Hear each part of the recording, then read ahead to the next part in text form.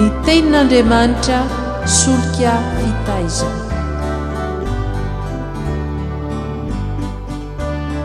Fandaharana atolotry ny radio teny fiainana miaraka amin'ny fikambanana hira sy filazantsara.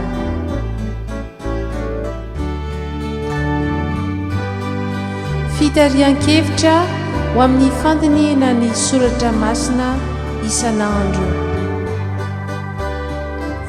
Fa tsy menatra ny filazantsara ao fa herin'Andriamanitra ho famonjena izay rehetra mino izany.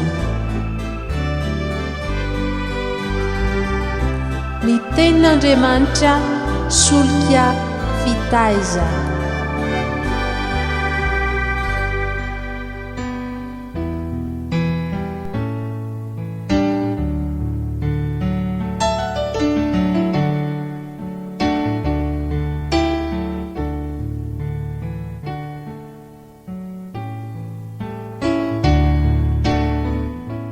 dia falindrindra ry havana manantitra ny fiarabana masina tratry ny noelina krismasy dia ho anao izay manaraka ity fandaharana ny tenin'Andriamanitra solika fitaiza ity eto amin'ny radio teny fiainana. Mba ho tanteraka amintsika rehetra tokoa niaraky ny tenin'ny anjely manao hoe fiadanana ho an'ny olona ankasitrahany dia ny ankasitrahan'Andriamanitra izany. Inona moa raha izay ifitsika ny fikendren'Andriamanitra amin'ny fotoana iaviny ka natongavan'i Jesosy ho zaza dia izy naka niendritsika olombelona ary nonona tamintsika. Tsy inona fa mba hahatanteraka ny fifaliantsika izay noraisiny ho an'ny tenany ho olony. Ary amin'izany dia hoy Jesosy, mangatady hahazo ianareo mba ho tanteraka ny fifalianareo. Jaona 4:24 tapany 2. Izany dia mikendry tsy ny hoe hahafaly antsika ihany, toy ny hoe hanovantsika fety, sakafo sy ny toy izany, fa ny ananantsika fifaliana tanteraka. Dia fifaliana feno indrindra ka tsy misy antom-pifaliana hafa. Ho tadiavintsika na mbola mety ibano amin'ny fotsika, afa-tsy ny fifaliantsika ao amin'Andriamanitra sy amin'Andriamanitra irery ihany. Ka antonga antsika raim-pity amin'Andriamanitra hatanteraka ny didy manao hoe amin'ny anaran'ny Tompo aza manana Andriamanitra hafa fa izaho ihany. Exodus 20:7.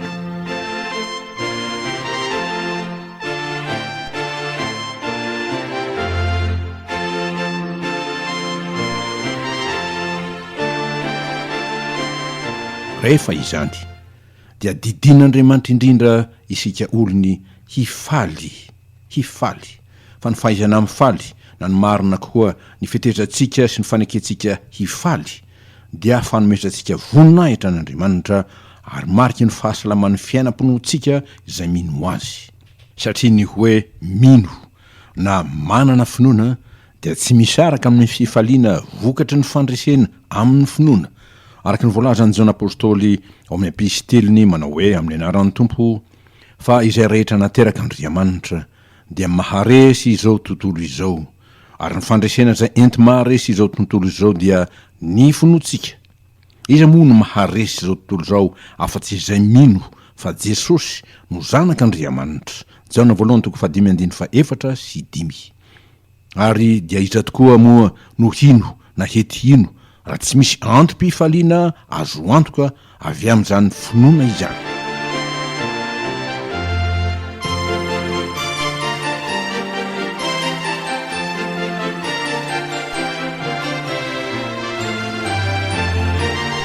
Ho dia izao andro ny advento na fiavian'ny Mesia izao indrindra no mahatanteraka ny fifalian'ny mino, ary dia nanomezana antsika ny loi FDB manao hoe amin'ny anaran'ny Tompo, tonga ny Mesia mifaly, tonga ny Mesia mifaly. Fa ny mino dia mifaly amin'ny fiavian'ny Tompony. Tonga ny Mesia ka mifaly tokoa, satria tsy fanambarana loza no antony atongavany, fa fanambarana famonjena.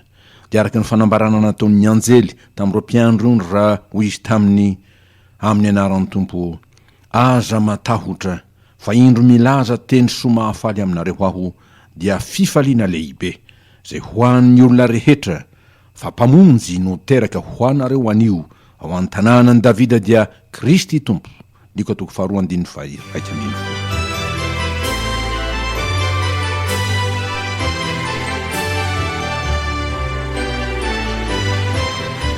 Fanomezan'Andriamanitra lehibe sy ambony indrindra izany ry havana, koa dia mifalia mandrakariva amin'ny fanomezan'Andriamanitra. Zany hoe ataovy ho antom-pahavelomanao, mahazo toerana amin'ny andavanandrom-piainanao. Zany hoe mifaly amin'ny fanomezan'Andriamanitra ny zanany zany, dia ny zanany Mesy na Kristy dia ilay iraka vosotr'Andriamanitra hitondra famonjena ho asy ho anao sy ny ankonanao ary ny firenenao. Mazava tsara ireo baiko zay omeny ten'Andriamanitra amin'ny alalan'ny Paoly apôstôly ny amin'ny tokony hifaliany mino ho izy tamin'ireo Filipianina, mifalia amin'ny tompo hoy izaho indray mifalia. Filipiana 4:1-4. Ary koa izy tamin'ny Timoty zanany ara-panahy sady piray antoka aminy tamin'ny fanompona zay nataony. Ny miaramila manafika dia tsy mba misy maningo tena amin'ny raharan'izao fiainana izao mba hahafaly zay efa nifidy azy ho miaramila. Timoty 2:4 zany.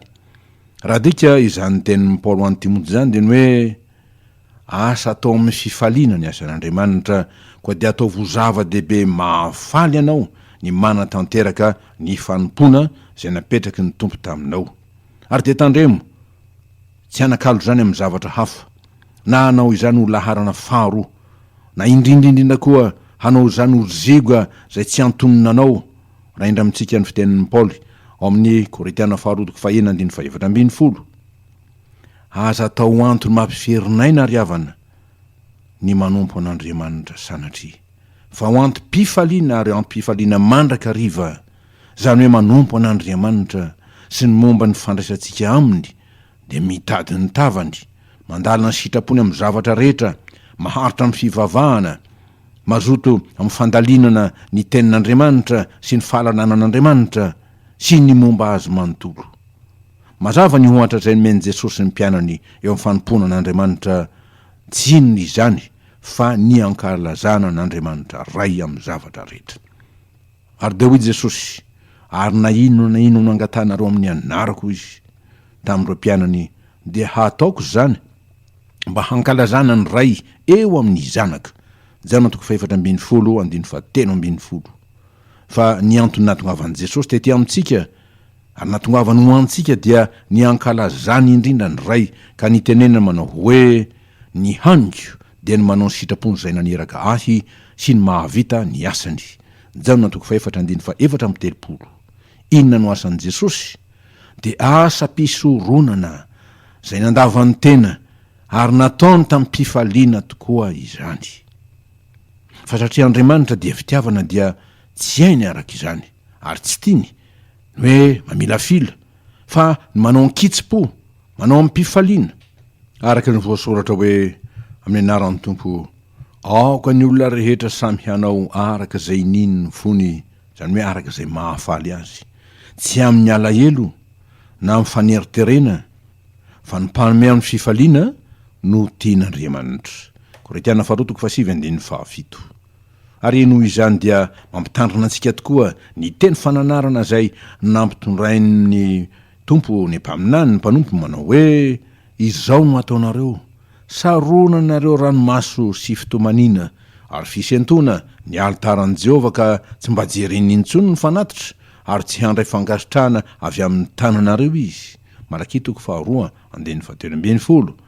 Zay teny mitovy hevitra na mitovy sanda amin'ny hoe izao no lazain'i Jehovah, tsy zakako ny fivoriana masina, haroarom-paharatsiana. Isaia 1:17-2.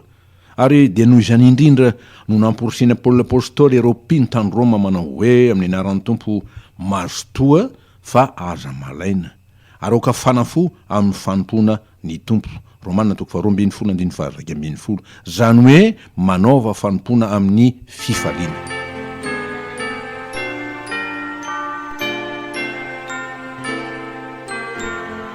Mifaly indrindra amin'ny fanomponan'ny Tompo, izany no fanompona zay ankasitrahan'Andriamanitra ary andraisina fitahiana avy amin'ny raha teo.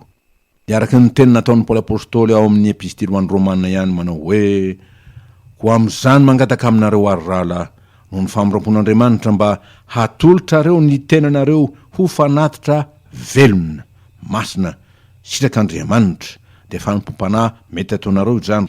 Romanina toko faharoambin'ny folo andininy voalohany. Fanatitra velona fa tsy fanatitra maty, masina voatokana ho an'andriamanitra ka tsy hisy pentina ary sitrak'andriamanitra raha teo. Fa tsy zakan'andriamanitra ny fanompona matimaty zay nitenena manao hoe amin'ny anaran'ny tompo fantatro ny asanao fa tsy mangatsiaka na mafana ianao. Aleo mangatsiaka na ho mafana ianao fa satria matimaty ianao ka tsy mafana na mangatsiaka dia efa halohan'ny vavako ianao araky ny apokalipsy 7 ny andiny 5:20 sy 4:20. Na izany azy anefa ny fahitan'andriamanitra ny faly mentsika riavana dia tsy mahafoy ny olony izy ka dia mbola manome fampahirezana ho azy ary izany indrindra koa no antony atao hoe advento. Andriamanitra tonga mbola hamangy ny olony ary manome fampahirezana ny olony.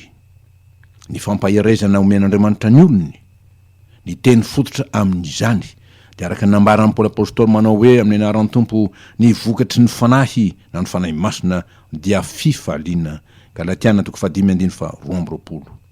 Asan'ny fanahy masina, vokatry ny fanahy masina ny fifaliana ary fifaliana masina avy amin'Andriamanitra. Koa ny olona zay manana ny fanahy na mivelona amin'ny fanahy sy mandeha araky ny fanahy dia olona mifaly. Olona mifaly. Raha misy tsy manana zany fifaliana zany ry havako dia aoka izy hangataka amin'ny tompo fa ny fifaliana tahaka ny fanantenana dia tsy mba mampahamenatra hoy Paoly satria ny fanahy masina zay nomenantsika no nenton'ny tompo nampidina ny fitiavan'Andriamanitra ho ao ampotsika ka ifalitsika amin'ny fanompona azy. Romanina 5:15 zany dia ny fitiavantsika an'Andriamanitra sy ny anompotsika azy tokoa amin'ny fifaliana avy amin'ny raha teo. Fa ny fifaliana no endrika isehon'ny hery ny finoana zay mandresy ny ratsy sy ny fahavalon'ny finoana rehetra eny na dia amin'ny fotoan-tsarotra sy fizahan-toetra zay mety andalovan'ny mino azy.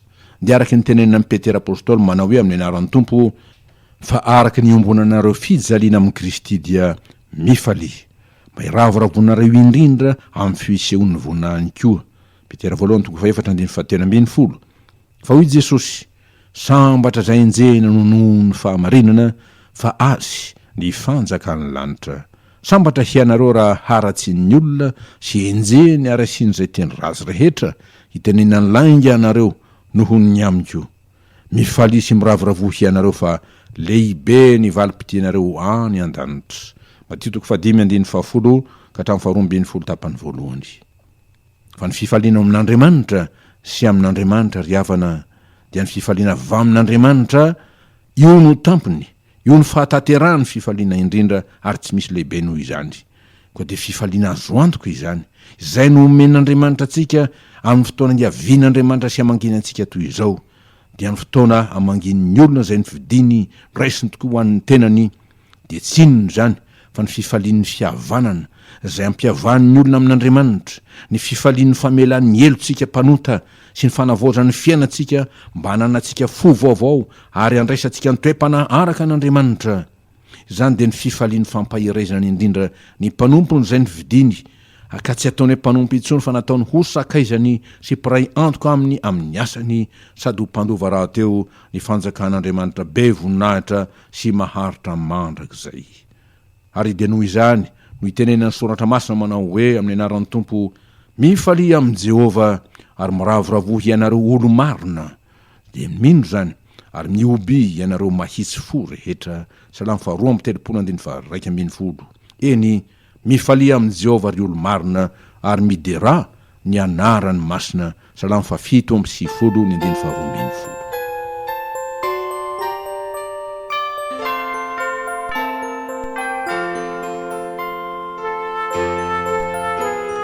Mandeha ho fehitsika riavana vodoatin-kevitra avy amin'ity fampianarana sy fampatsiahivana intsika ity fa ny mino dia mifaly amin'ny fiavian'ny tompony. Ny mino dia mifaly tokoa amin'ny fiavian'ny tompony fa rehefa tonga Jesosy zay tompony ary tompontsika dia feno toky ny fotsika, mitsahatra ny atsika, voafafa ranomasotsika, sitrana ny ratrapo ao anaty. Velo indray ny fanantenana ao amin'Andriamanitra sy ny fahatokoetsika azy fa tsy nafo iantsika izy na nanadino ny olony tsy akory. Dia araka ny teny manao hoe amin'ny anaran'ny tompo, mpanompoko ianao, efa fanovidiko ka tsy mba nariko, aza matahotra ianao fa momba anao aho, ary aza mierikerika foana fa izao izy no Andriamanitrao.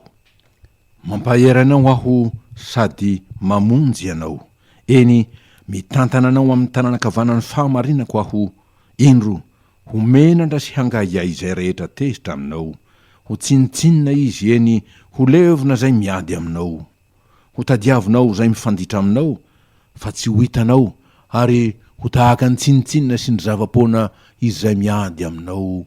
Fa izaho Jehovah Andriamanitrao no mitantana ny tananao ankavanana, dia ilay manao aminao hoe aza matahotra, izaho no hamonjy anao. Isaia 2:7-5. Tonga tokoa Jesosy havana, tsy ny hanameloka fa ny hamela eloka, tsy ny andringana ny mpanota fa ny hamonjy azy, tsy ny andrafy fa ny ampiavana antsika amin'Andriamanitra. Ary dia izay no fifaliny zay ifalitsika tokoa, ary ifalitsika tokoa. Andriamanitra tonga amintsika, Andriamanitra monina amintsika, Andriamanitra mitoetra ato ampotsika mba hatanteraka araka ny voasoratra ao amin'ny vaky teny zay voatondro amin'ny perikiopa ao amin'ny bokyny Mika io, zay manao hoe amin'ny anaran'ny tompo, ary itsangana izy ny tompo zany, iandro ny ondrony amin'ny herin'i Jehovah sy amin'ny voninahitry ny anaran'i Jehovah Andriamaniny, ka handro fa izay ireny. Fa izao dia ho lehibe hatrany amin'ny farantany izy, ary izy no ho fiadanana. Mika 5:17-4. Ary di izany koa no mbola hitenenany amintsika indrindra amin'izao vanim-potoana ankalazana ny fiavin'ny tompo izao, manao hoe amin'ny anaran'i Jesosy, fiadanana ho izy no avelako ho anareo, ny fiadanako no omeko anareo, tsy tahaka ny fanomendry zao tontolo izao no fanomeko anareo, aza malahelo na matahotra ny fonareo. Jaona 4:7 koa dia matoky azy ary minoa ny teniny.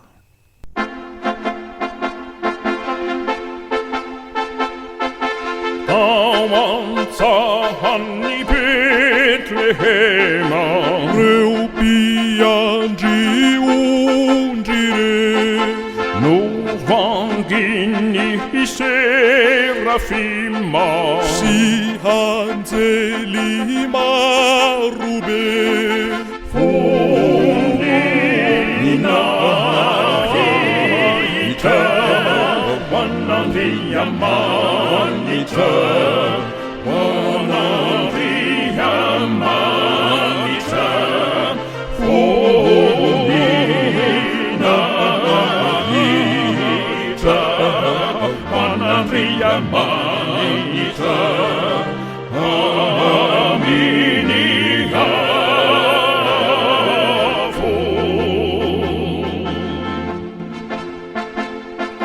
Zay ny hirany anjely, zay ny redona toko, indro tongy Immanueli, zaza masina sisu, fonina hita wanandriamanitra, wanandriamanitra, fonina hita wanandriamanitra, amini avo.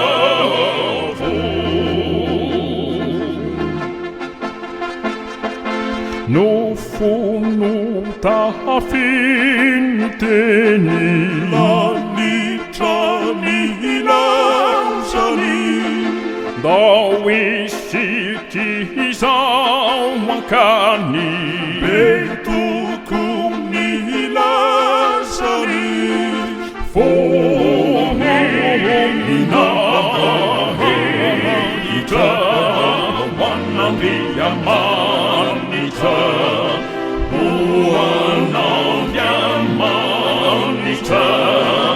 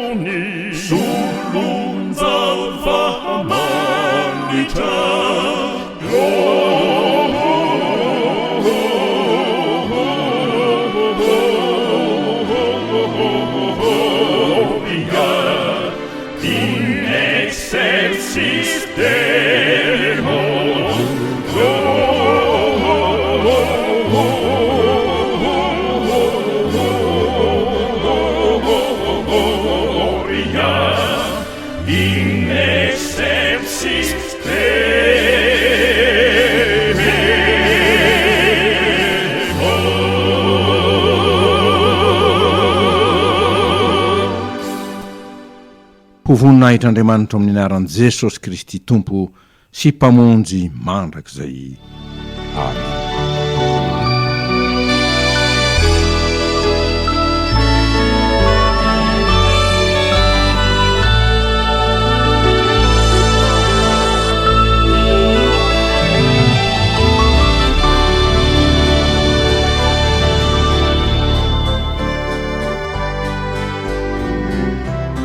Ny tenin'Andriamanitra solika fitaizana. Fandaharana atolotry ny radio teny fiainana miaraka amin'ny fikambanana hira sy filazantsara.